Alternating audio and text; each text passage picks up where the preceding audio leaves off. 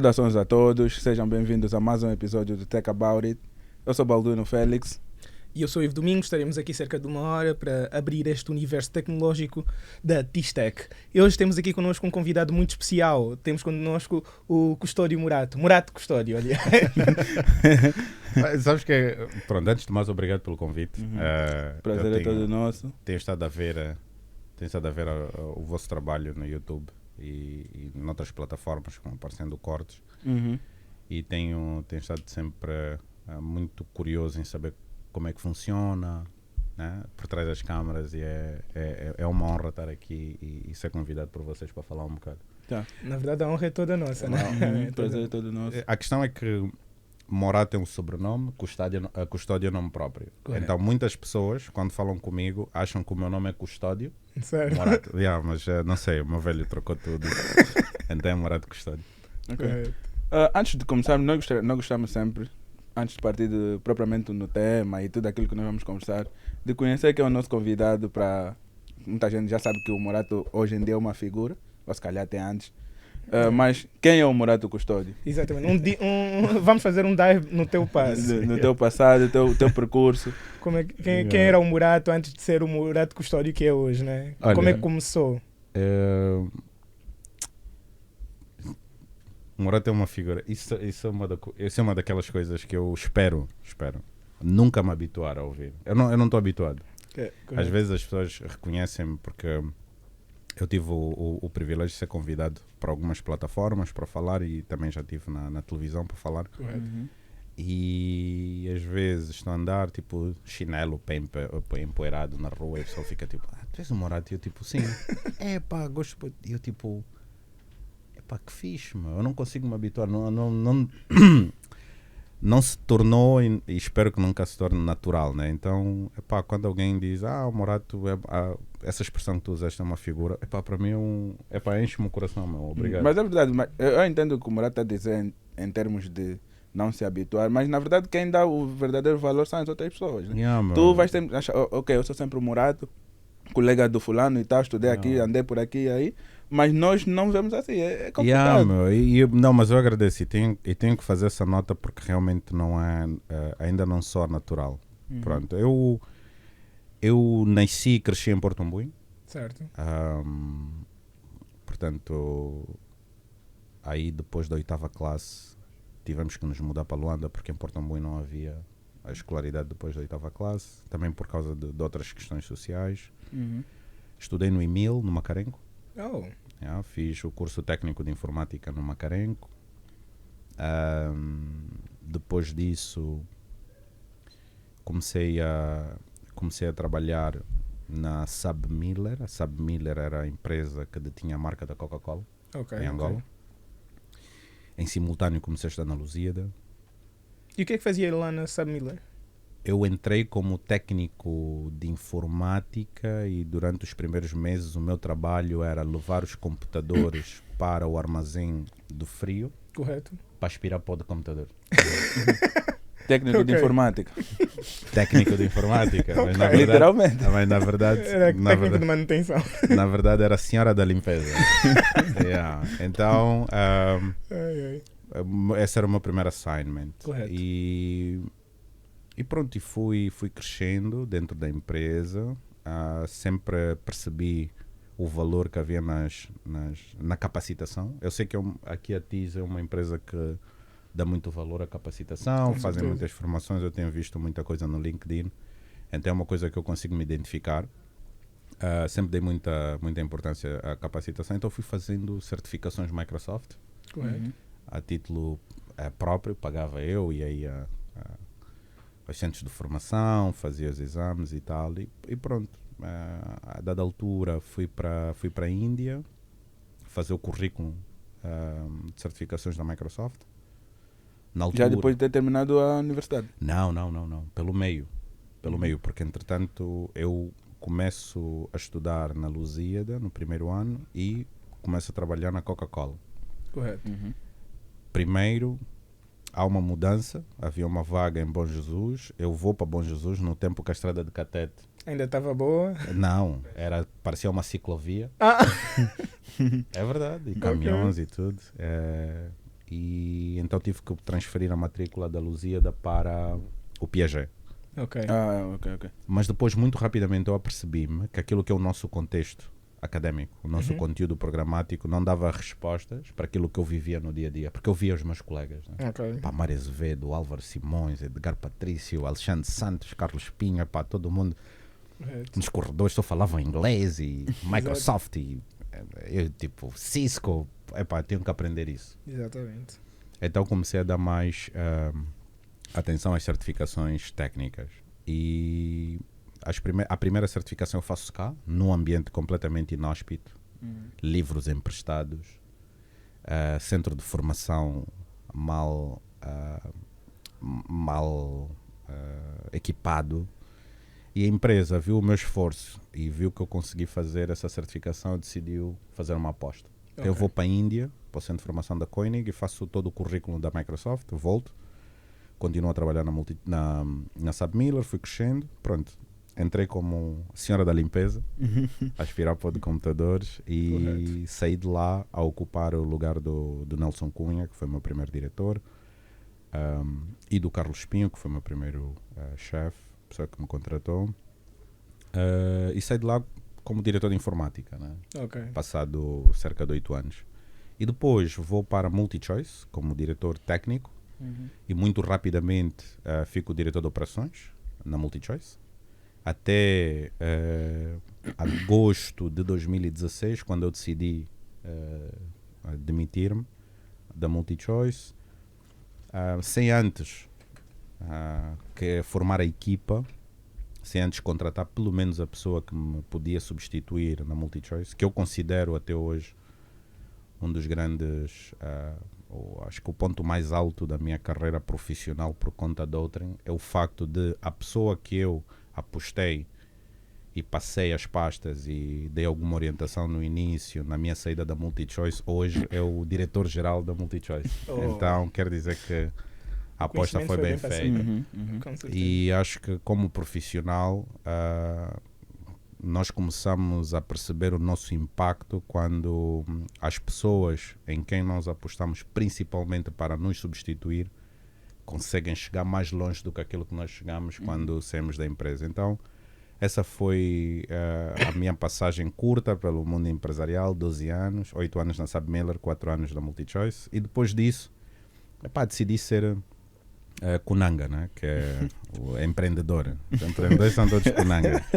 Decidi ser Kunanga. E porquê? Porque daquilo que estávamos a falar há bocado antes de entrarmos para o ar, que é como é que podemos acelerar a economia digital em Angola. Como é que podemos acelerar?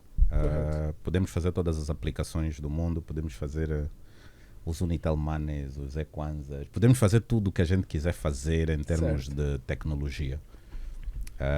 Mas se nós não criarmos uma base de utilização que dentro do nosso contexto podemos considerar utilização em massa, a economia digital vai continuar a ser um plano, nunca vai ser uma realidade.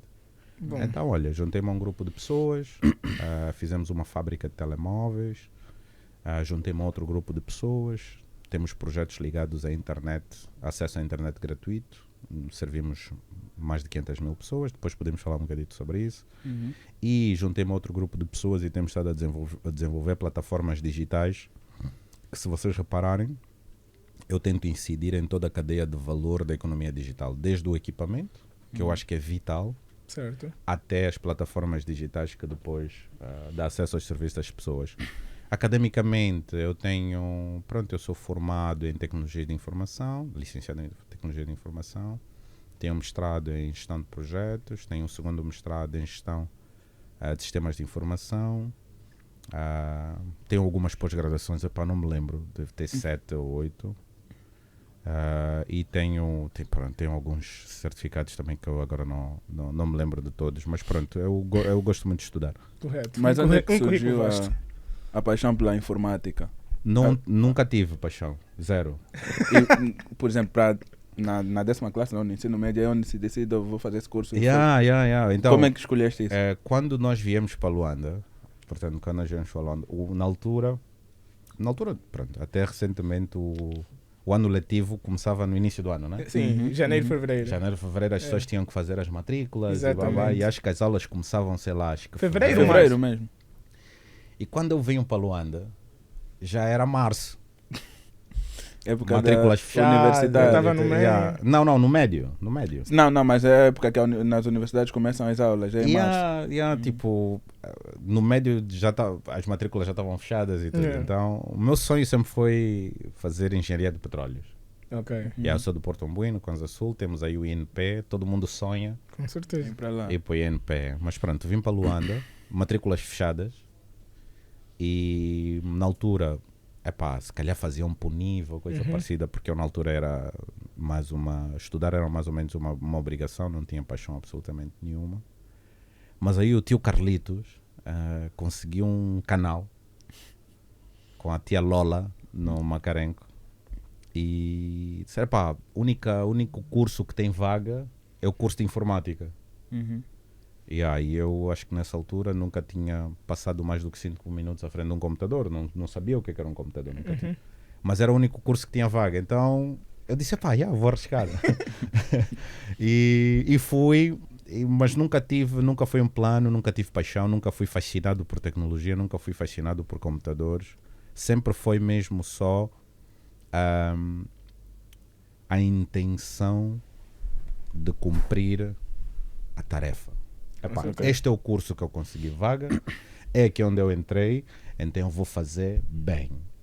E comecei aí e nunca mais parei, mas a verdade é que... Mas a paixão chegou em algum momento? Não, é mesmo só dever, chefe, eu não tenho paixão, isso é muito complicado. Você faz hoje um curso, no ano a seguir aquilo já está obsoleto, tem que fazer outro, compras um telefone, no ano que vem já está obsoleto. Quando eu comecei a estudar... historicamente falamos sobre alguns computadores mais antigos, mas na prática estamos a falar de quê?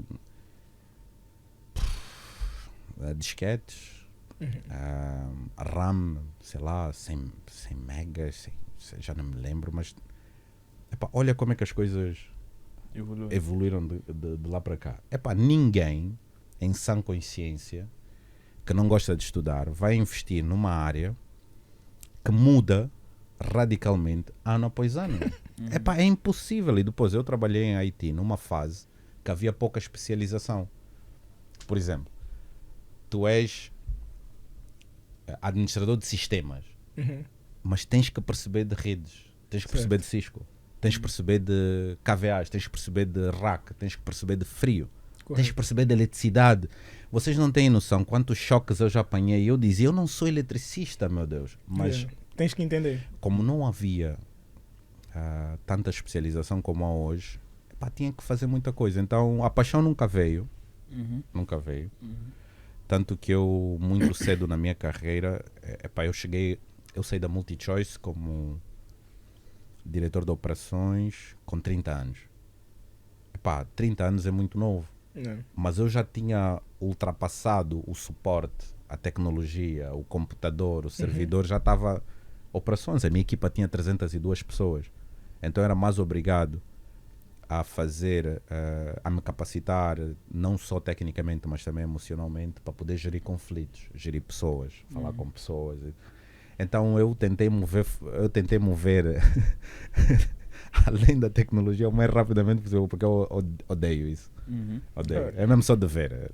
Paixão não existe, não esquece. Mas o bom é que é a prova que com esforço e dedicação chega-se longe, não é? Porque hoje é um marco na indústria. Claro. A paixão é, na verdade, a paixão de inovar, de mudar coisas, de criar impacto na vida das pessoas. E hoje a tecnologia é a plataforma que nos permite chegar ao maior número de pessoas o mais rápido possível. Então a minha paixão é por pessoas e felizmente o meu percurso na tecnologia hoje me permite usar a tecnologia para poder então chegar às pessoas. Pegando neste seu fio de inovação e da tecnologia, eu queria saber como é que vê o panorama atual da economia digital? Como é que acha que a tecnologia tem influenciado ou proporcionado podemos assim dizer, um meio de alavancar a nossa economia aqui em Angola? Olha, eu lembro-me que em 2018, penso que foi 2018, 2019, muito antes da pandemia, fui a um programa da LAC, onde um dos temas que se falava era agricultura, como é a construção civil, como é a prestação de serviços. A maior parte das pessoas estão informalizadas, não são formais. Sim. E então eu já naquela altura defendia que nós devíamos olhar para o digital,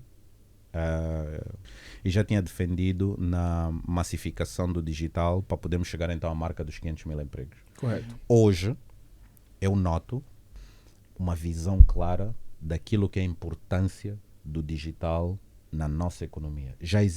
Pelo menos já existe essa percepção. Certo. E o que tem estado a acontecer é, eles têm estado a falar mais com os players do ecossistema para podermos então contribuir. Recentemente tivemos a trabalhar na primeira lei das startups para Angola.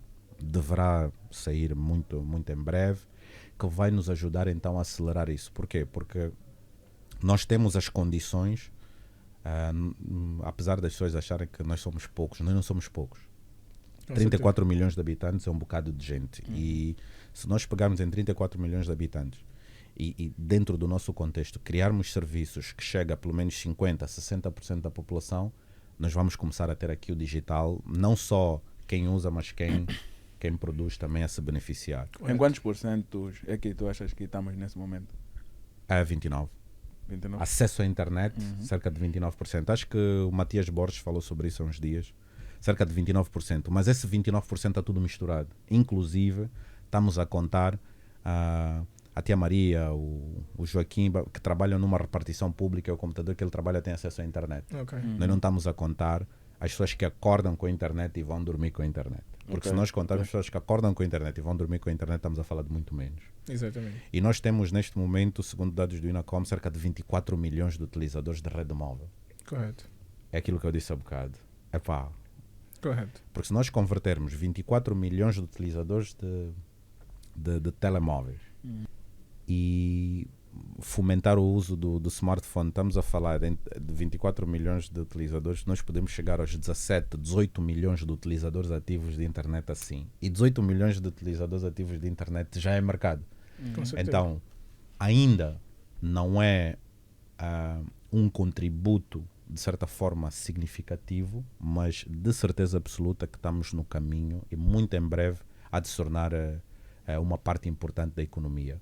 Outra coisa que eu acho que deve ser feito, não só na vertente académica ou de investigação científica, mas também na parte da operação. Claro. E se nós tivermos esse impulso, de certeza absoluta que no curto, médio prazo, a economia digital vai ter um peso grande na nossa economia geral. Né? Mas o que é propriamente, para as pessoas mais desinformadas, uma economia digital e por que é importante nós transitarmos agora para essa fase? Isso é uma excelente pergunta. Há aqui um conceito que é: a economia digital não é a nova economia. A economia digital é a economia nova. Ou seja, a economia, tal como várias outras áreas da nossa vida, tem vindo a sofrer mudanças, alterações, baseado na forma como nós interagimos enquanto seres humanos. Porque imagina, finanças é tesouraria, economia é pessoas, ok? Então, até 10 anos atrás, 15 anos atrás, 20 anos atrás, como é que nós nos relacionávamos? Era com o vizinho, o colega da escola, isso e aquilo. Hoje, se tu, Baldino, olhares para o histórico das tuas interações humanas nos últimos 2 anos, eu tenho certeza absoluta que a maioria já aconteceu no digital. A maioria já aconteceu no LinkedIn, já aconteceu no Instagram, já aconteceu no Facebook. É inevitável. E tal como tudo o resto, tanto nos relacionamentos, tanto na forma como nós compramos, tanto na forma como nós nos comunicamos com as pessoas, a forma como nós transacionamos também está a migrar para o digital. Então, esta economia nova nos dá aqui a possibilidade de passarmos para uma interação peer-to-peer, entre pessoas, cortando o intermediário, né? Que é as instituições. Como é que se compõe? Tu tens 3 pilares fundamentais da economia digital. Tens o pilar das infraestruturas, tens o pilar da regulação e tens o pilar do comércio eletrónico. Porque a economia digital só existe se tiver uma base de comércio eletrónico. Em termos de infraestruturas, no início foi lento, mas agora nós já temos melhores condições. O que é que tem nas infraestruturas? Nas infraestruturas tu tens acesso à internet. Angola, acho que se calhar, não sei se tem paridade ou se perde por muito pouco apenas para a África do Sul. Nós temos 4 cabos submarinos e um satélite. Portanto, em termos de produção, de capacidade de hipertrânsito para fora de Angola, nós temos muita capacidade de internet, muita. Dentro das infraestruturas tens espaços colaborativos. Hoje em dia nós estamos a ver que existem muitos espaços a serem ocupados com coworkings, já se fala muito em incubadoras, já se fala muito em aceleradoras, portanto a parte das infraestruturas tem estado também a andar. Nas infraestruturas fala sobre espaços de capacitação. Hoje em dia tu já vês um LISPA, hoje em dia tu já vês incubadoras do INAPEM, hoje em dia tu já vês a Tistec, uma empresa como a Tistec preocupada em ter a sua plataforma como essa que estamos aqui hoje, para criar conteúdos, para transmitir informação às pessoas. Portanto, do lado das infraestruturas também estamos, podemos dizer que é razoavelmente suficiente. O lado que puxou a carroça para que isso tudo acelerasse foi efetivamente o comércio eletrónico, porque foi inevitável. Foi inevitável. As pessoas começaram a criar coisas. Correto. As pessoas começaram a ter acesso a coisas. E eu estava a dar exemplo de alguns empreendedores angolanos que começaram a fazer, sei lá, podcast, começaram a fazer entrevistas, quando achava-se que nem havia pagamentos digitais em Angola, nem havia acesso a como é que se diz, a cartões de crédito, mas as pessoas começaram a fazer, transfere dinheiro, carrega Wise e faz e arranjavam. Então o comércio eletrónico puxou essa carroça.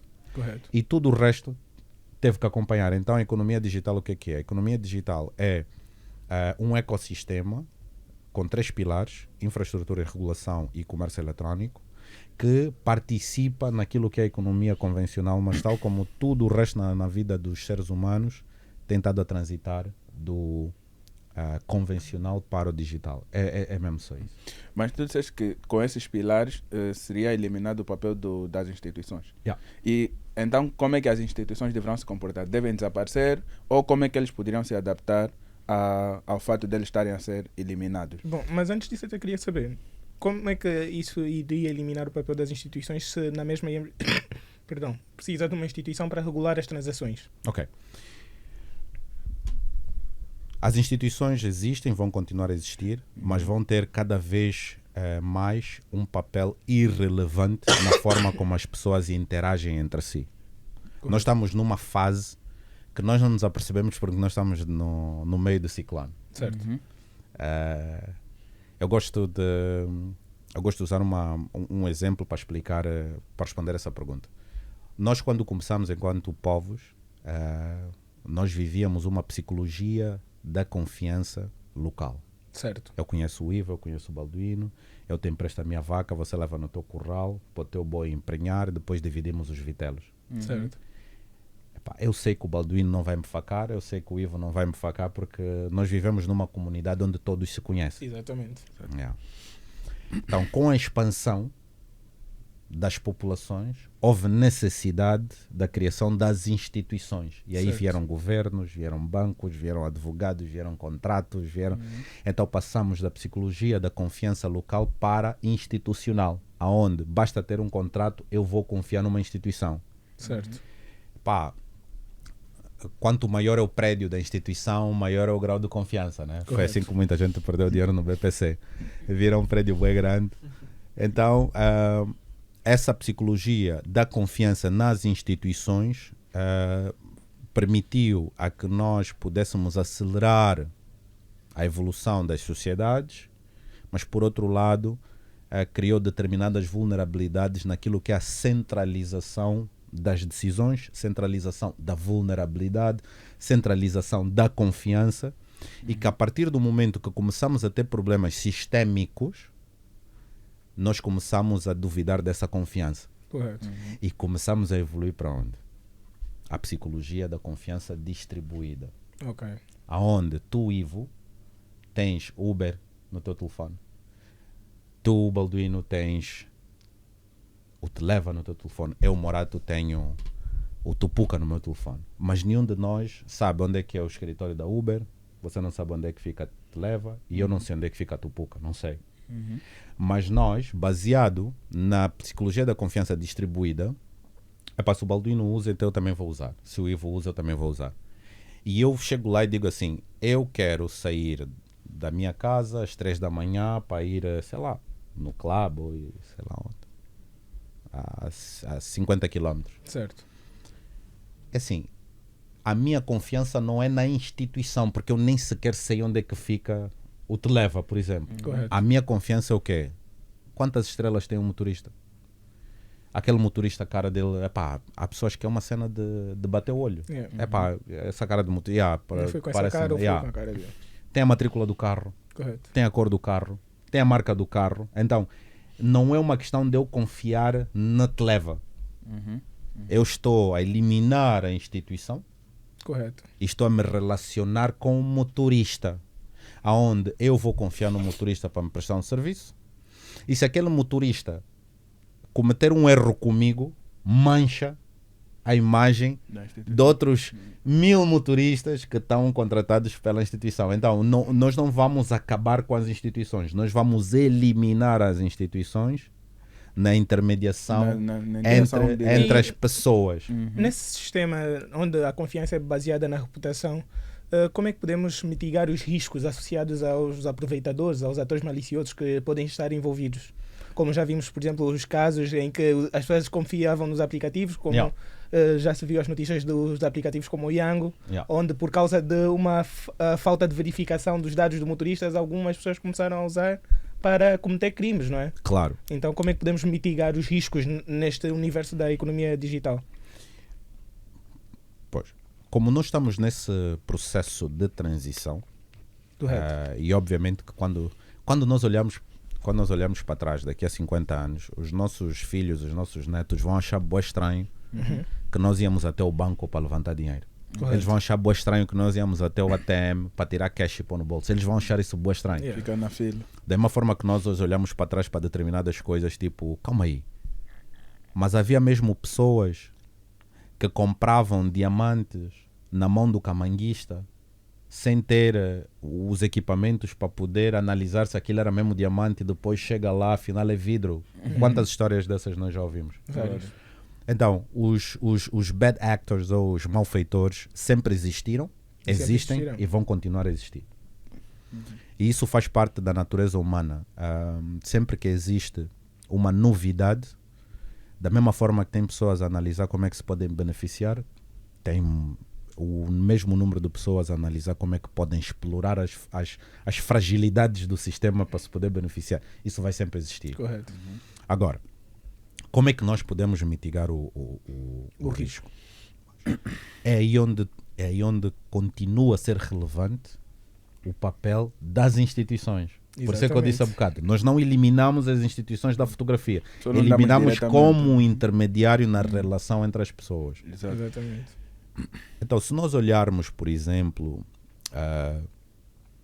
para o caso da Uber. A Uber, quando nasceu a Uber e havia aquilo foi uma explosão em todo o mundo. Mas depois, os países, a nível da regulação, as instituições tiveram que criar balizas para poder dizer assim, ok, nós não vamos proibir a Uber de operar no nosso mercado, nós vamos ajustar a nossa regulação para acomodar a Uber. Certo. Então, hoje em dia, já é obrigatório, por exemplo, em Portugal, já é obrigatório ter uma formação, já é obrigatório ter uma certificação, os carros hoje em dia já têm que ter um papel a dizer TDV. Portanto, esse é o papel das instituições. Exatamente. É permitir a inovação, Mais regular. permitir a inovação e depois ajustar a regulação convencional para aquilo que é a nova economia. No caso que falou especificamente da Yango, nós temos que olhar, por exemplo, quantas más notícias tu recebeste do Yango e quantas mais notícias tu recebeste, por exemplo, da Cubinga? E estou a fazer uma pergunta mesmo, tipo, honesta. Quantas? Fala mal da Cubinga, nesse aspecto. Não sei. Mas ouviste mais da Yango, sim. Da Yango, mais? Ouvi mais. Sim, com certeza mais do lado da Yango, mas isso justifica. Eu tenho ouvido mais. Eu acho que as da Yango chegam a ser mais graves, porque trata-se de raptos. A Cubinga é entrega de comida, certo? Não, também está. Mas a grande diferença está exatamente no processo por trás das operações. A Cubinga requisita que os motoristas sejam validados, apresentem a documentação. É aí onde eu queria chegar. Nós temos que olhar para o contexto. Quem é a IDS, quem é a Yango e quem é a Televa e quem é a Cubinga. Parecem todas a mesma empresa. Parece, o mesmo tipo de empresa. Mas são completamente diferentes. Exatamente. Então nós temos que perceber em que contexto é que nasceu a Yango. Não sei se vocês sabem, a Yango não é uma empresa angolana, né? É uma empresa... Sim, eu acho que em Moçambique também tem. Então pronto, em que contexto é que nasce a Yango?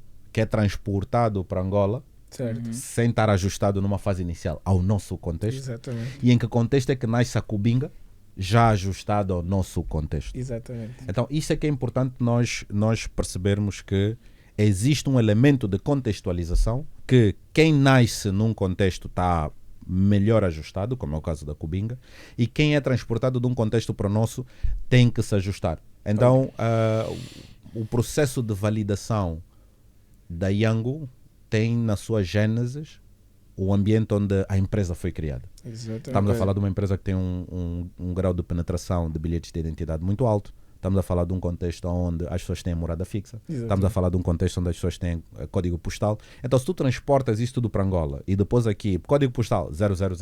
Exatamente, não funciona. Morada, casa sem número. Casa sem número. Tu achas que já fizeste o teu papel de background check. Enquanto que não. Mas a Cubinga, como sabe qual é o contexto, então ele faz um outro processo. Então, é só uma questão de, primeiro, contextualização e, segundo, o papel das instituições em criar medidas para que quando o serviço é disponibilizado para as pessoas, deixarem que essa interação seja entre o Balduino e o Ivo e o motorista. E tudo o que acontecer ali é da relação entre vocês e a instituição. Pouco pode fazer na relação. O que ele pode fazer é criar balizas para que quando a relação comece com menos de riscos para o motorista possível. Exatamente. Isto leva-me para a minha próxima pergunta, que é exatamente, falou da contextualização dos nossos sistemas e como é que eles nasceram, exatamente para entender como é que a cultura influencia nos processos. Claro. Eu podia expandir um pouquinho mais sobre qual é o contexto dos requisitos aqui para o desenvolvimento em Angola? Quer dizer, que se eu como empreendedor estou a criar um negócio que eu quero, um comércio digital, né? Quais são os requisitos, quais são os parâmetros a qual devo prestar atenção quando estou a criar a minha empresa? Isso é uma pergunta muito, muito pertinente e só essa pergunta dá 3 horas de podcast. Porque há aqui muitos elementos. Exatamente. Mas o principal, e isso aqui é um bom link com o exemplo que eu acabei de dar, é o aspecto sociocultural. Exatamente. Isso para mim é o fundamental, porque no final do dia, e vou sempre repetir, e porque eu sou apaixonado por pessoas, tem sempre a ver, no final do dia, as pessoas. Para quem é que estamos a criar as soluções, quem está a criar a solução e quem vai operar essa solução que as pessoas vão utilizar. Então, esse aspecto sociocultural é extremamente importante. E por que eu digo isso? Porque tecnologia compra-se. Correto. Carros compram-se, motas compram-se, mas depois a forma como nós definimos o nosso conceito e colocamos ele à disposição das pessoas faz toda a diferença. Então, o aspecto mais importante a ter em conta a criar um negócio digital em Angola é, primeiro, não copia uma solução que existe lá fora e tenta aplicar aqui ipsis verbis. Não vai funcionar. Correto. Porque nós temos características muito próprias, enquanto angolanos, que é preciso um nível de contextualização e customização muito alto, primeiro. Segundo, nós temos que estar confortáveis em quebrar algumas regras no início. Correto. Quando eu digo quebrar algumas regras até bem pouco tempo não existia o CAI. O CAI é o código... quando tu vais no Ministério do Comércio para criar Certo. uma empresa, tem o CAI. Sim. Estou a ver. Eu não me lembro agora o nome, mas é... É como se fosse o NIF da empresa, certo? Não, é o Código de Atividade. Ok. Código de Atividade Empresarial. Acho que é isso, mas depois vamos confirmar. Certo. Mas o CAI, por exemplo. Que define basicamente o nicho do negócio, né? Yeah. Exatamente. Até bem pouco tempo não existia comércio eletrónico. Uhum. Mas isso não impediu que as empresas quebrassem a regra e criassem as empresas a mesma sem ter o CAI comércio eletrónico. Exatamente. Hoje já existe comércio eletrónico. Quando eu falo em quebrar regras por exemplo, tu precisas de ter uma empresa de mototáxi, por exemplo. Correto. Você ter uma empresa de mototáxi. Existem alguns requisitos mínimos para o motorista, a moto, isso e aquilo, a forma como está pintada, o capacete, isso e aquilo. Mas depois existem as regulamentações em termos de documento, de licenças e tudo que tu precisas de ter, que para poderes ter, tens de ter um nível de maturidade mais avançado, e para chegar ao nível de maturidade mais avançado, tu precisas de ter negócio primeiro. a licença. Então, existe aqui um paradoxo da pescada. Exatamente. A pescada com a cauda na boca, né? Andamos aqui às voltas. Então, tens que estar disposto a quebrar algumas regras, porque nós precisamos de pressionar para que a regulação seja ajustada constantemente àquilo que nós estamos a tentar fazer. E terceiro, é um erro que eu também cometi no início, muito foco na tecnologia, muito foco na app, muito foco no website, muito foco no marketing digital, né? Acho que o pessoal nem sabe bem o que é marketing e já fala de marketing digital. Isto aí é um erro que eu também já cometi no início. Então, primeiro, contextualização, baseado naquilo que é o nosso histórico sociocultural. Temos de estar confortáveis a quebrar algumas regras, desde que não estamos a cometer nenhum crime. E terceiro, mais foco no conceito, na conceptualização do negócio e menos na tecnologia. E nisso... Pode expandir um pouco? Eu gostei dessa última deixa que disse muito foco na tecnologia e tal. Eu concordo, mas eu gostaria de saber se temos realmente a mesma ideia. Qual é que deveria ser o foco? Na conceptualização. Porque no final do dia... eu vou-vos dar um exemplo muito, muito prático, que é há duas palavras que estão em voga, né? Não sei palavras, mas uma composição de palavras que está em voga. Transformação digital e cibersegurança.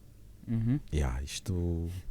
É o Ivo que é especialista em cibersegurança. Isto é transformação digital e cibersegurança. Exatamente. Então, quando se fala dessas coisas, as empresas o que é que fazem? Vamos fazer transformação digital, ok. O que é que vamos fazer? Comprar computadores para todo mundo. Cibersegurança, o que é que vamos fazer? Vamos comprar a última firewall XPTO. Correto. Mas depois, se a pessoa não souber sequer usar o computador, a transformação digital que começa pela compra do computador não tem efeito. Na cibersegurança, tu podes comprar a última firewall XPTO, mas depois, se eu fizer uma cold call para a tua empresa, me identificar como dono da empresa e pedir a tua password e tu me des a password e eu entrar na tua firewall e poder roubar dados, o firewall não serve para nada. Então, repito, e eu vou estar sempre a tocar nessa tecla porque eu sou apaixonado por pessoas, né? O foco tem que estar nas pessoas. Então, como é que tu transformas digitalmente uma empresa ou uma sociedade? Como é que tu garantes a segurança dos dados numa empresa ou numa sociedade? Começas pela conscientização. Exatamente.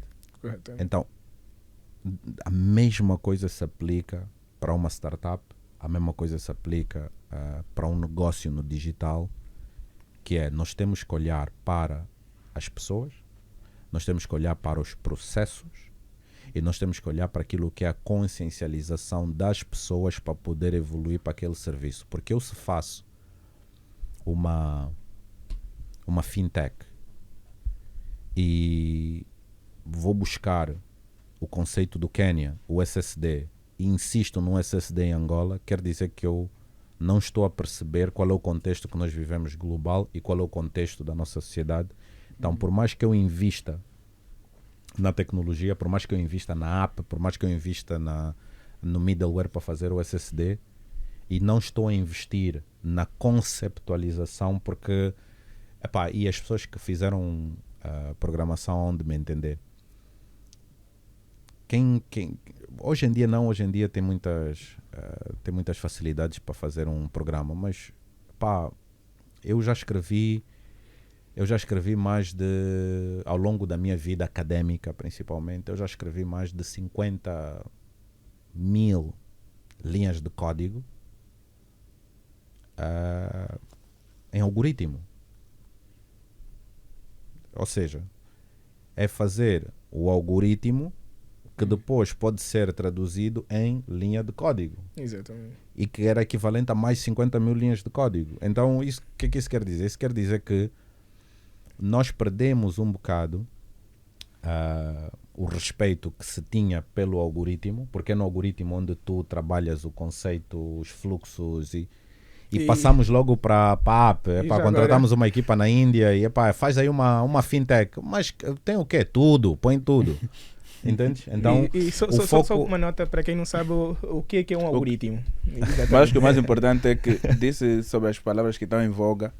Acho que fintech também é uma palavra que está em voga. Há muita gente que nos assiste que não sabe. Eu, por acaso, a primeira vez que eu vi o Murato, assim ao vivo, foi no Angola Economic Forum, aqui no. Pois. E o Murato estava sempre a tocar nessa palavra, fintech e tal. E eu gostaria que o Murato explicasse um pouco o que é uma fintech, que é para as pessoas também perceberem. Ok. Exatamente. Antes de avançarmos, Então. fintech, isso é o nome em inglês. E os nomes em inglês normalmente as pessoas gostam assim tanto, mas não percebem, fica só. Mas não percebe o que é que está realmente a dizer. Mas só para fechar o tema do algoritmo, eu digo que perdeu-se um bocado de respeito porque as pessoas começam logo a discutir as soluções no user interface. Ok. O algoritmo é aquele processo que nós fazemos em design thinking para o user experience. Ou seja, antes de olhar para aquilo que é a interface que o utilizador vai ter acesso com a plataforma, nós vamos desenhar qual é a experiência do utilizador. Então, ele entra aqui, se acontecer isso, então ele vai para aqui. Quando acontecer isso, ele vai para aqui. Então isto é que é um algoritmo, que é o desenho que se faz na experiência do utilizador. Como se fosse uma lista de instruções. Mas é uma lista de instruções, exatamente. Para fintech é mais uma daquelas coisas, né, que pega-se dois conceitos, alguém deve ter fumado qualquer coisa e juntou duas palavras. É financeiras tecnológicas. São todas as plataformas financeiras tecnológicas. Daí de financeiras, tech de tecnológica. E agora já se começa a falar na troca, que é tecnológicas financeiras. Já se começa a falar na possibilidade de uma tech finance em vez de ser uma fintech. Qual é a diferença? A diferença é que quando tu dizes que é uma financeira tecnológica, tu estás a pôr a entidade financeira em destaque em base de tecnologia. Exatamente. Mas hoje em dia, por exemplo, diz-se que qualquer plataforma online acaba por ser uma fintech. Vou dar exemplo da nossa realidade. Por causa da questão da regulação, algumas plataformas tiveram que evoluir. A Kubinga tem uma carteira digital. Correto. A Tupuca também, a dada altura, também já teve carteira digital. Que são carteiras que podes fazer o carregamento. Então, a Kubinga não é uma empresa financeira com base de tecnologia. Não, é uma empresa de tecnologia e que tem uma componente financeira. Então, como começa a haver maior massa das tecnológicas que têm a componente financeira, então em alguns fóruns já não se fala fintech, já se fala em tech fins, porque são tecnológicas financeiras. Então, no fundo, é uma questão do principal foco, né? Se a empresa começou na tecnologia, falar fintech fica um pouquinho... Mas o fintech é mesmo isso, são financeiras tecnológicas, não há segredo. É interessante isso que disse, né? Que antes era fintech, o foco agora está aí mais para tech fin. E isto leva-me a questionar o que é que realmente influencia, porque tem duas filosofias, né? Uma é que a cultura influencia a tecnologia e a outra é que a tecnologia influencia a cultura. Qual é o ponto de simbiose, qual é o ponto de harmonia entre estas duas filosofias? Como é que acha que podemos chegar a este ponto em que a cultura e a tecnologia estão equiparadas e ambas contribuem para a inovação? Nós nunca vamos chegar lá. Ok. Nunca vamos chegar nessa Nós, simbiose. Angola, ou nós, seres humanos? Não, seres humanos. Seres humanos. Ok. Nunca vamos chegar a essa simbiose. Por quê? Como é que era antes? Antes era... porque isso, no final do dia, nós temos sempre que terem atenção que nós, enquanto seres humanos, temos que arranjar vilões para os nossos fracassos. Correto. E ao mesmo tempo temos que arranjar um herói para as nossas conquistas. Exatamente. E aí onde surge Deus e Budas e companhia limitada. Por que nós nunca vamos alcançar a simbiose perfeita? Porque nós olhamos para algumas coisas que acontecem e há um grupo de pessoas que dizem isso é culpa da tecnologia, está a influenciar a nossa cultura. Exatamente. Mas depois nós olhamos para outro grupo de pessoas e dizem assim, isto aqui vocês estão a imitar os brasileiros. Mas nós começamos a imitar brasileiros antes de haver internet. Exatamente. Com as novelas e com tudo. Então por isso é que eu digo que nunca vai haver simbiose. Porquê? Porque a internet não cria absolutamente nada. A internet não influencia cultura absolutamente nenhuma. São as pessoas. A internet é um veículo que amplifica aquilo que é o pensamento de determinadas pessoas. Exatamente. Aquilo que é o pensamento de determinados grupos. E nós, enquanto seres humanos, desde os primórdios, nós não fomos feitos para viver em isolação. Existe a palavra? Isolamento. Isolamento. Exatamente. Bem, me parecia que soava mal. nós não fomos criados para viver em isolamento. Nós fomos criados para viver em tribos. Exatamente. O ser humano é um ser social por É natureza. um ser social. Tribos. Então o que acontece? O que acontece é que tu hoje, cá em Angola, tens a possibilidade de te identificar com uma tribo que está na Polinésia. Correto. Tens a capacidade de te identificar com uma tribo que está, sei lá, no Brasil. Então o que é que tu vês? Tu começas a ver, uma pessoa como, sei lá, Felipe Neto no Brasil. Eu por acaso não é uma pessoa que eu acompanho, mas é um exemplo de singular, né? Uma pessoa que acaba por ter tanta exposição que as ideias dele acabam por ser temas de debate em determinados fóruns. Correto. Então, tu vais ter sempre pessoas a usar a internet para influenciar outras pessoas. Correto. E se houver alguma diferença de cultura entre quem fala e quem ouve, baseado na forma de interpretar e de aplicar de quem ouve, há aí um shift. Agora, a minha pergunta é: a cultura influencia a tecnologia ou a tecnologia influencia a cultura? Ou estamos simplesmente a falar como sempre falamos, são pessoas A influenciar outras pessoas. Porque eu gosto de pensar realmente na internet como um catalisador. É da mesma forma como antigamente diziam, Deus diz, né, que o dinheiro muda as pessoas, mas na verdade só amplifica. É a mesma coisa que a internet. A internet não muda ninguém, nem influencia ninguém. Simplesmente amplifica aquelas que são as nossas ideias. Exatamente.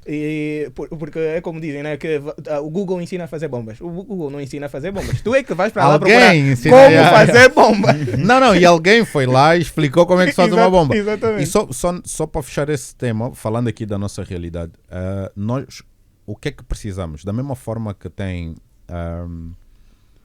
muitas pessoas a debitar conteúdo, para de um determinado cariz, nós temos que ter o equilíbrio. Exatamente. Okay? O que é que eu quero dizer com isso? O que eu quero dizer com isso é: se nós formos para o YouTube e procurarmos conteúdo angolano, Correto. uma pesquisa qualquer, podcast em Angola ou conversas em Angola, qualquer coisa. Primeiro, que tipo de conteúdo é mais produzido em Angola? É este. Então este é o conteúdo que vai ser entregue. E basta tu clicares uma vez, é aquilo que tu vais receber sempre. Então o que é que nós precisamos ter? Precisamos ter o equilíbrio. Exato. Precisamos de ter mais conteúdos como este a serem produzidos em maior quantidade e debitar outro tipo de informação, de pensamentos, porque nós aqui em Angola temos pessoas para falar de tudo. Com certeza. Então, epá, sem querer descurar, cada um está a fazer o seu trabalho, cada um faz o seu trabalho e eu respeito. Mas, epá, eu acho estranho que vocês... Qual é a frequência do vosso podcast? Bom, o nosso podcast pode ser visto na internet. Não. Qual é a frequência? Vocês gravam... Semanalmente. Semanalmente. Correto. Deviam gravar diariamente. Porquê? Porque os outros, os desocupados da confusão, os desocupados da confusão estão a gravar todos os dias. Gravam todos os dias. Então, nós temos que fazer esse balanceamento. Esse balanceamento para podermos debitar mais conteúdo de valor, para podermos equilibrar. Mas eu acho que na verdade não é bem uma falta de conteúdo, né? Porque em tempos até estávamos a fazer uma pesquisa de indicadores e quando vamos olhar para as tendências, o conteúdo que viraliza geralmente nunca é um conteúdo educacional. E mesmo em termos de views, se formos para o YouTube pôr lado a lado o conteúdo de entretenimento e o conteúdo educacional, conteúdo educacional vai ter números significativamente menores. Em toda a parte do mundo. Exatamente. Então, não é bem uma questão de disponibilidade do conteúdo. Acho que é uma questão de que, para nós buscamos a satisfação imediata. E o conteúdo educacional tende a ser um conteúdo que obriga, do nosso lado, a prestar atenção e a ter um certo trabalho, quer seja um trabalho psicológico ou seja um trabalho em termos de pôr em prática aquilo que aprendemos. Enquanto que o conteúdo de entretenimento dá-nos logo uma satisfação imediata. Olha, vi aquele vídeo engraçado, estou a rir, estou feliz. Em toda a parte do mundo. Exatamente. Em toda a parte do mundo. Por isso é que os cortes têm mais alcance do que o formato longo. Exatamente. O que é que eu defendo? O que eu defendo é que nós temos que produzir mais conteúdo angolano. Isso eu concordo. De valor, para que quando as pessoas venham pesquisar, seja uma prerrogativa da pessoa escolher o que é que vai assistir. Concordo. Então, tu tens um lado, que é o lado do viral, da confusão, do barulho, a produzir conteúdo todos os dias, porque eles sabem que têm uma amplitude maior. Sim. E temos o conteúdo mais, vamos dizer, mais clean. Né? Acho que sim, mais informativo. Mais informativo, a ser produzido com um nível de rigor, de cuidado maior, o que também não permite a produção em massa. Então, o que eu defendo é isso. Nós temos é que produzir mais, para fazer também mais barulho, porque isso que acabou de dizer, Ivo, isso acontece em toda a parte do mundo. A controvérsia gera muito mais base do que conteúdo de informação. Baldinho, estás melhor? Tá, então, mas eu tenho uma pergunta. Tu disseste que devemos produzir mais conteúdo clean, como disseste. Mas eu não sei se isso é a solução, porque nós sabemos que, conforme acabaste de dizer, o conteúdo de confusão, essas coisas, é que dão mais views, mais engajamento e tal. Se nós produzirmos mais conteúdo educacional, ainda assim o conteúdo que gera mais engajamento estará ali. Então é como se estivéssemos a tentar equilibrar em termos de produção de conteúdo, mas isso não fará com que esse desapareça. Não, o que eu estava a dizer há bocado ao Ivo, isso faz parte da condição humana. Se tu estiveres a passar numa rua e encontrares um pastor a fazer uma pregação, vais ver a quantidade de pessoas que vão parar para ouvir. Se tu estiveres a passar numa rua e estiveres a encontrar alguém a ler um livro com um microfone, vais ver a quantidade de pessoas que vão parar. Mas se tu estiveres a passar numa rua e tiver uma luta, vais ver a quantidade de pessoas que vão parar para ver a luta. Isso faz parte da condição humana. Existe uma atração para a controvérsia, existe uma atração para a confusão muito grande que está condicionada a quem nós somos enquanto seres humanos. O que eu defendo não é que, se nós produzimos mais conteúdos educacionais, vão se tornar mais virais do que o da confusão. Não. O que eu defendo é que, quando nós formos, por exemplo, procurar... Se tu fores no YouTube e procurares, por exemplo, como ganhar eleições, certo, tu vais ter aqueles conteúdos que foram virais, que têm alguma confusão, e vai-te aparecer 1 ou 2 vídeos de TED Talk. Se tu fores ao Brasil e procurares entrevista com Vampeta, que é um jogador de futebol, um ex-jogador de futebol, que é muito engraçado. Acho que já vi todas as entrevistas. Em que todas as entrevistas ele vai contar histórias. Tu vais encontrar entrevistas, podcasts do Vampeta ali da confusão, mas também vais encontrar plataformas em que ele participou que tem algum valor. Se tu fores procurar, por exemplo, em Angola, Pai Banana, nós temos que produzir conteúdos ao ponto de tu encontrares o Pai Banana num podcast de confusão, mas também encontrares o Pai Banana num podcast educacional, onde ele mostra uma outra perspectiva dele. Eu concordo, Se tu fores procurar, por exemplo, um cantor qualquer angolano, um nome. Pai Banana? Não, tipo, imagina. Ok, se tu fores procurar, por exemplo, Preto Show. Preto Show. Nós temos que equilibrar. Não, estou a falar tipo Preto Show, que é um músico que gera a polêmica e tem alguma visibilidade. Se tu fores procurar Preto Show, tem que te aparecer o Preto Show numa polêmica, mas também já te aparece o Preto Show nos Jovens em Destaque com o Geraldo Dalla. Quando eu falo em produzir mais conteúdo de valor, é nós equilibrarmos que quando a pessoa for fazer uma pesquisa, porque na internet é isso, quando tu tens um utilizador novo na internet que entra hoje para criar o seu... não sei como é que é footprint, para criar o seu... A sua pegada digital. A sua pegada digital, exatamente. Para criar a sua pegada digital, ele tem um momento zero. Se ele pesquisar, a primeira pesquisa da vida dele for Preto Show, e vai aparecer 5 vídeos do Preto Show. Se ele clicar nos 5 vídeos, o algoritmo vai dizer que ele gosta do Preto Show, não é que ele gosta especificamente de confusão. Então, quando eu falo em equilibrar, é nessa perspectiva. Nós massificarmos a oferta, porque assim, o Morato também tem Morato Custódio, o nome Morato Custódio, eu odeio falar de mim na terceira pessoa. O nome Morato Custódio no YouTube, se tu fores procurar, tem alguns conteúdos um bocadito mais inflamatórios, mas tem muito conteúdo tranquilo. Tem conteúdo do Morato a dizer que o governo, isso e aquilo, mas também tem muito conteúdo do Morato a dizer parabéns ao INAPEM, estão a fazer um bom trabalho. É isso que eu falo em equilibrar o conteúdo. Agora, a controvérsia vai sempre... A primeira vez que eu aparecer num podcast a dançar com o duro, eu tenho certeza que aquilo vai viralizar mais. Com certeza. Antes esse Morato chegou a ver a notícia que saiu do EMIS, que assinou um acordo com a Mastercard. Com a Mastercard. Pois. Nós estamos aqui a falar de fintechs e economia digital e transformação digital. O que é que o Morato achou dessa iniciativa e quais são os benefícios que poderá trazer para Angola? Pronto, primeiro... Praticamente, né? Ok. A notícia em si não foi muito clara. A notícia inicial. Mas eles, acho que 2 dias depois, emitiram um comunicado esclarecimento que foi menos claro ainda. Achei que foi um pouquinho claro. Ok, o que é que tu percebeste? Que não era o que estávamos a pensar e era uma outra coisa. Sim, mas o que é que era? Essencialmente, muito rapidamente, o que é que tu achas que é? O primeiro, conforme tu disseste, o primeiro não estava tão claro assim. Nós achamos que, agora vamos ter o cartão lá, né, que o EMI vai emitir e basta carregar e vamos poder fazer os pagamentos online. Sim, exatamente. Mas afinal é o quê? Sinceramente já não me lembro, mas eu particularmente achei que seria pelo que eu entendi, online e afinal não era propriamente não é isso. Pelo que eu entendi do esclarecimento que eles deram, na verdade, o que eles fizeram é a mesma coisa que já tem sido feita atualmente nos bancos, que é quando tiver um cliente que quer um Mastercard, a EMIS agora tem uma parceria com a Mastercard e eles podem emitir um cartão com a banner da Mastercard. Ok. Sim, mas o foco era o pagamento online, conforme o Morato falou, e não permite. Mas não foi isso que eu entendi. Exatamente. Ok. Inicialmente, porque eu acho que existe aqui aquilo que é o acordo, ok?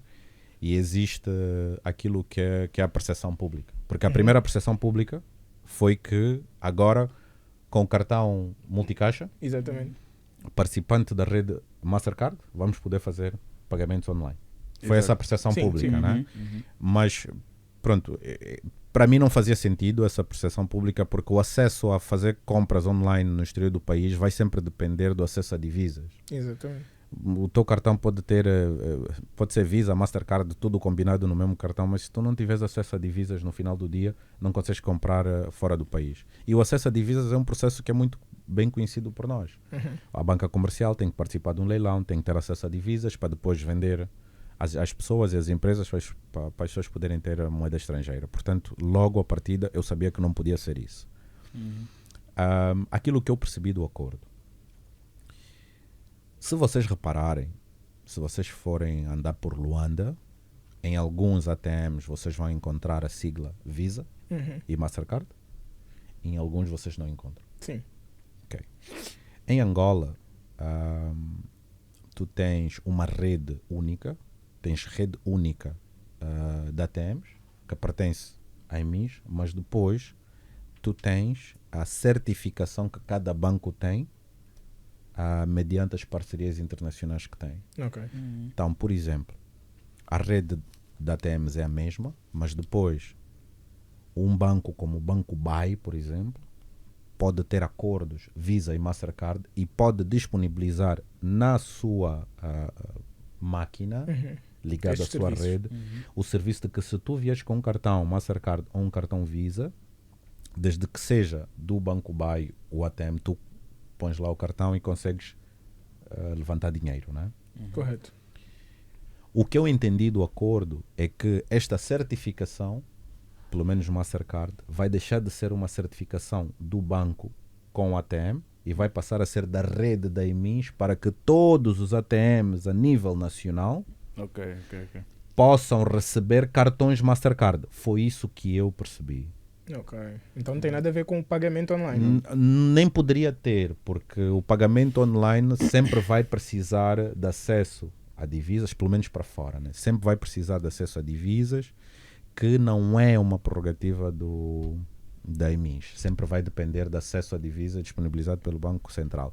E pagamentos online nacionais já existe. O Multicaixa Express já disponibiliza pagamento online em kwanzas. Portanto, eu vi mais a questão da notícia como fogo de artifício, sem grande efeito para aquilo que é o dia a dia do angolano, na sua maioria, e é mais para beneficiar quem já tem algum benefício, porque quem tem um cartão Mastercard já faz parte de menos de 5% da população angolana. Portanto, eu não vejo nenhum valor nessa comunicação nem nessa parceria.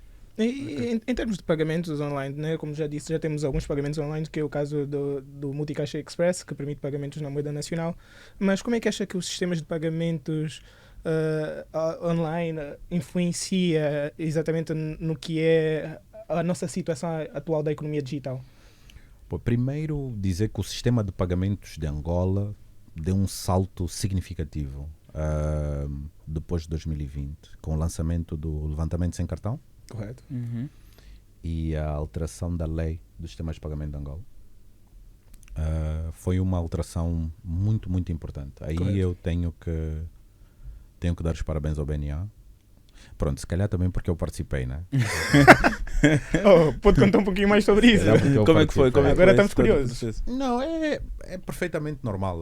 Há muito mais abertura hoje em dia. Há muito mais abertura hoje em dia das instituições públicas a interagir com profissionais. Posso dar um exemplo. Hoje em dia o Presidente da República tem um Conselho Económico e Social, que são todos empresários, não são militantes do MPLA. Estão lá para dar o seu contributo enquanto atores do jogo de um determinado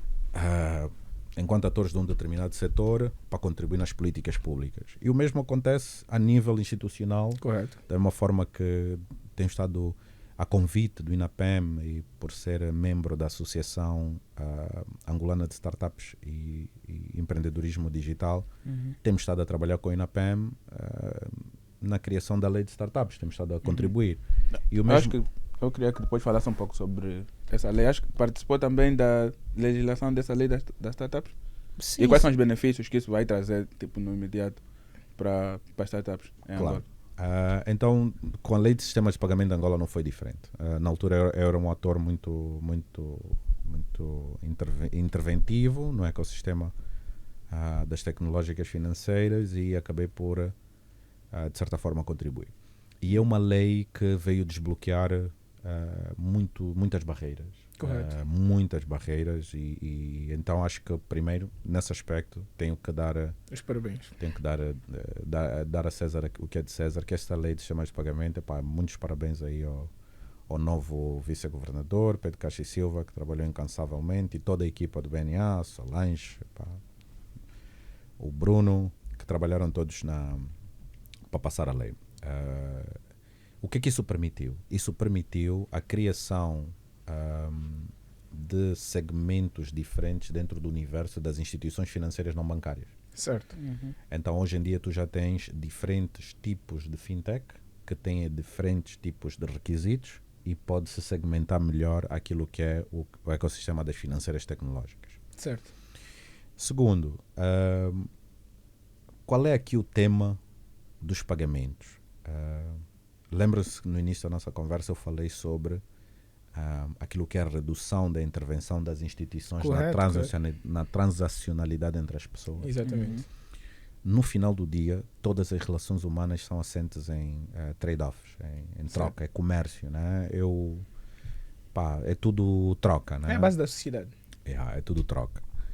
E a questão de não termos que depender de uma instituição para intermediar o pagamento, eu poder pagar ao Balduino diretamente, eu poder pagar ao Ivo diretamente, isso acelera a economia, acelera. Antigamente as pessoas tinham que andar com pepitas de ouro, tinham que andar com pedras, tinham que andar com conchas, tinham que andar com um monte de coisas para poder pagar. A partir do momento que se institucionaliza o cash, reduziu dramaticamente o que as pessoas têm que carregar consigo para transacionar. Com certeza.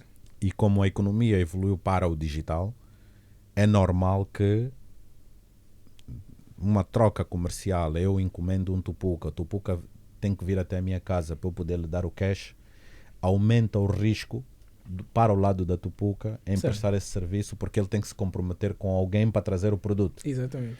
Então, se houver aqui um método onde eu, ao fazer a encomenda, eu estou a dizer à tupuca que eu tenho o dinheiro para pagar, ele vem, a partir do momento que ele me entrega, aquele dinheiro é liberado para a tupuca porque o serviço foi prestado, obviamente que permite a escala. Exatamente.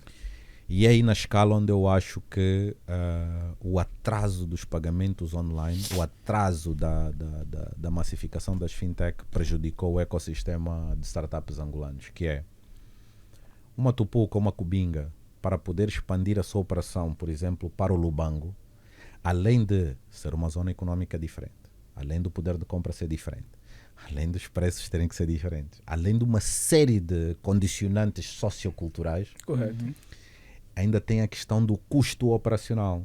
Exatamente. Porque hoje ele recebe cash, recebe pagamento em TPA, recebe pagamento.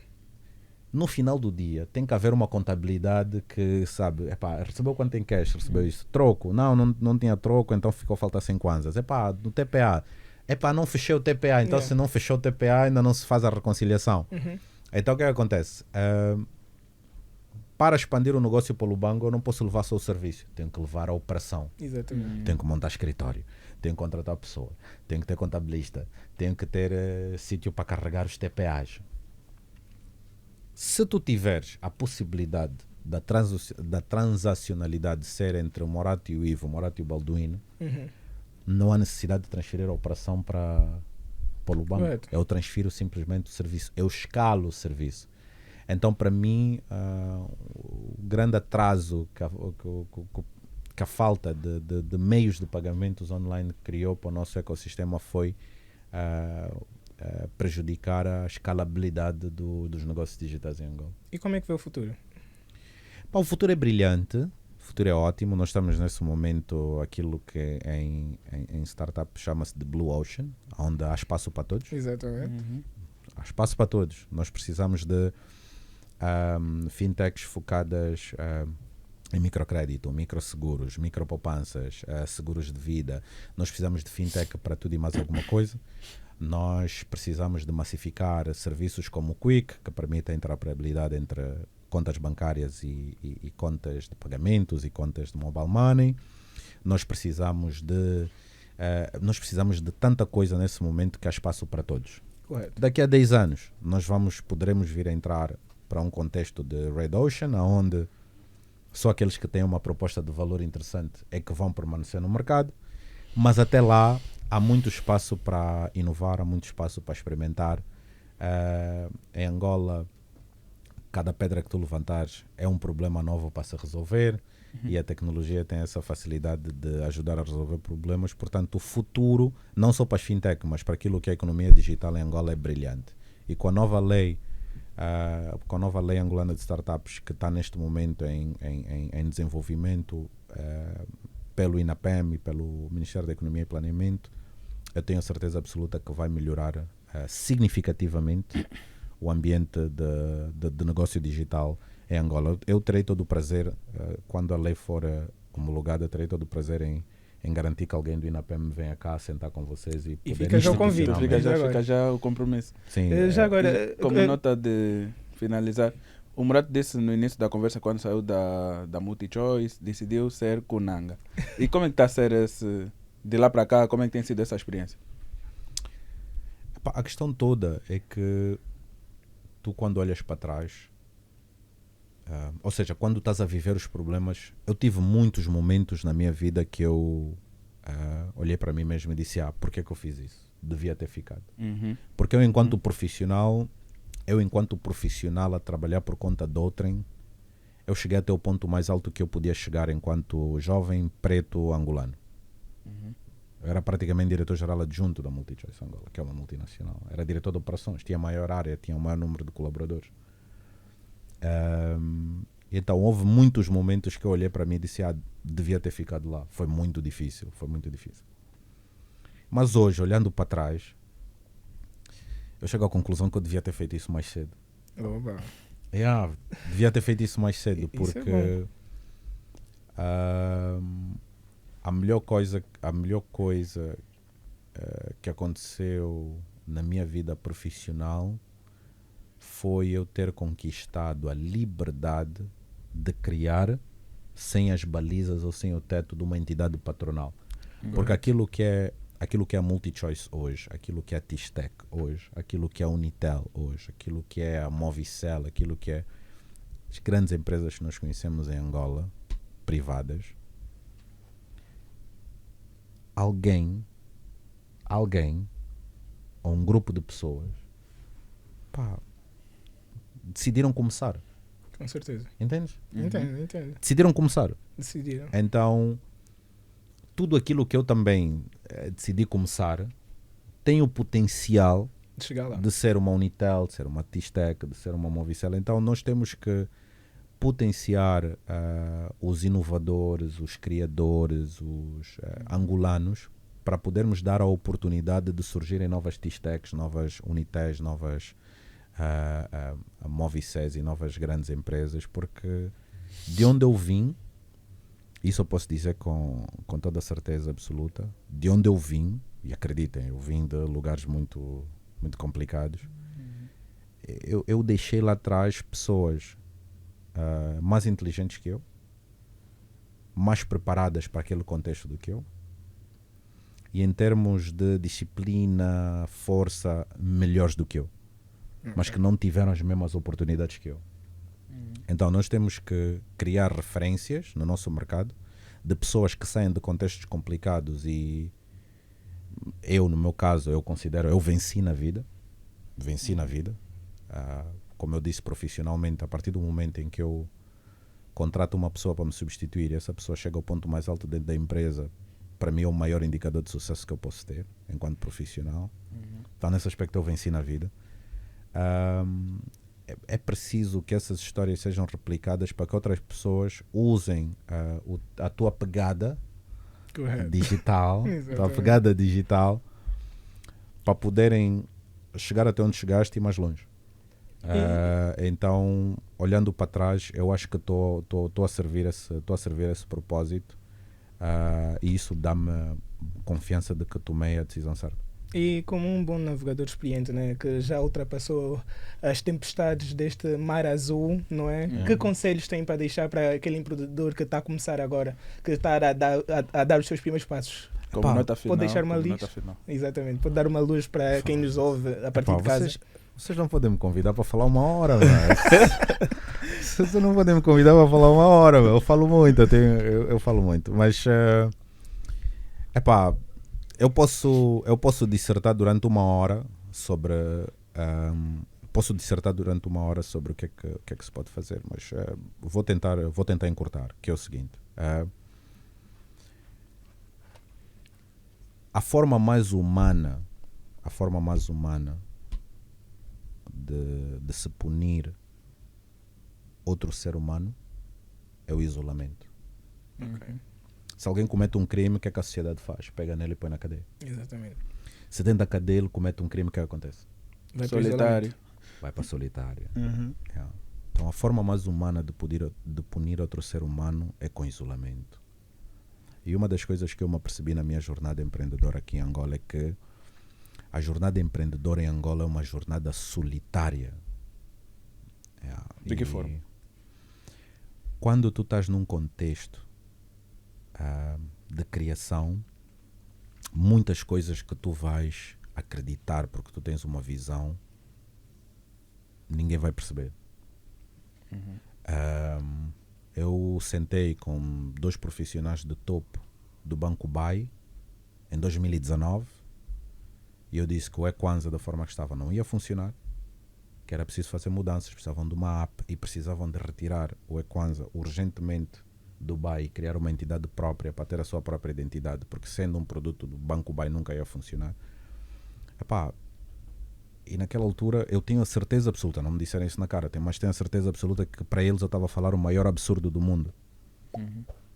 Porque acreditavam que o SSD ia dar o boom como deu no Quênia e acreditavam que o facto de ser uma solução do Banco BAI poderia ter mais sucesso no mercado.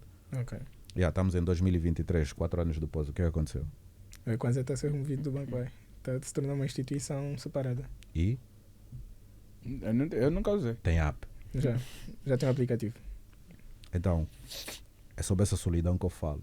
Tu sentares com pessoas, tu tens uma visão, tu transmitires essa visão com a maior honestidade e franqueza do mundo e não seres ouvido. Exatamente. Então a jornada empreendedora, principalmente num contexto como o nosso em Angola, é uma jornada solitária. E a mensagem que eu gostaria de deixar é: cuidem da vossa saúde mental, encontrem a vossa tribo, Correto. partilhem, falem com outras pessoas, não tenham medo de fazer perguntas e não tenham medo de inovar, porque no final do dia a coisa mais importante que um empreendedor tem que ter como mote todos os dias quando ele acorda é: você faz só, faz. Acho que tem faz. Acordei mal disposto, você vai e faz só, faz coisas.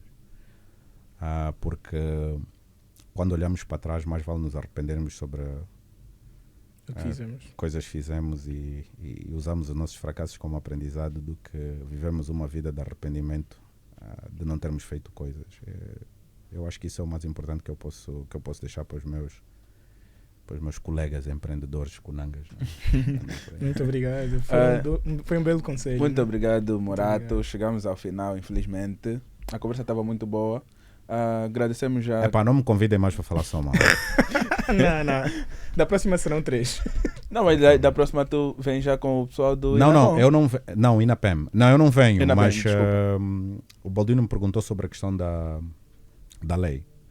O que eu vou deixar aqui em aberto é deixar aqui uma sugestão: convidem o Inapem para vir cá e falar da lei, e quando a lei for lançada, aí sim eu poderei vir e comentar como Correto. ator do ecossistema como é que aquilo pode nos beneficiar a todos. Ok. Também tinha falado da Sociedade Angolana de A Startup. associação. Associação. São dos cofundadores da associação e fui eleito secretário-geral. Presidente é a Lisa Videira. Um dos vice-presidentes é o Emerson Paim, outro vice-presidente é o Paulo Araújo, outro vice-presidente é o Augusto Firmino, eu sou secretário-geral. E esta associação está aberta a todos? Como é que A as pessoas todos os podem empreendedores. fazer adesão? Nós Como é que é o processo? tomamos posse recentemente e estamos nesse momento a criar as condições para abrir